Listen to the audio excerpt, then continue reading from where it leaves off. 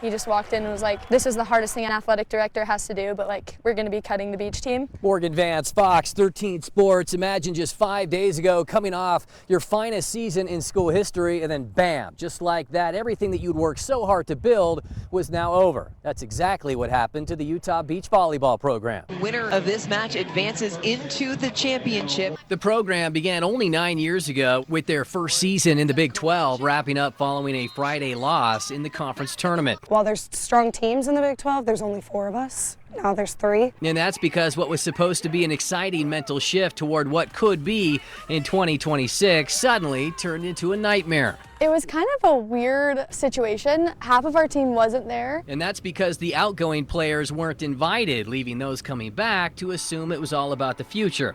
Head coach Brenda Wicker had just retired, so it was normal to assume it might be to reveal a new coach. We were like sitting down, joking around, like, what if they cut our program right now? And then Mark Harlan walked in and we were like, oh my gosh, they're about to cut our program. We were obviously not expecting anything like that at all, so it was just very upsetting when they came in, and it was just a very quick conversation that we were being cut, and there was just not a lot of debate about it. I chose to come to Utah because of the people, and I think they are the ones that have built the program. Like, it's been on the up and up, whether it's the record or the rankings. And so when you look at it that way, it's just devastating to see where we are now. For Maeve Griffin, whose eligibility is exhausted due to graduation, she's most saddened for the 9 who had planned to return and the 5 incoming freshmen who had all committed for next year. These are all my best friends, and all of their college careers are being impacted. We all broke down just because we're losing our family. It's not even about Utah at this point. It's about all the girls that dreamed of coming to Utah and playing for this school. Harlan did release a statement saying, in part, we looked at the landscape of intercollegiate beach volleyball and the future opportunities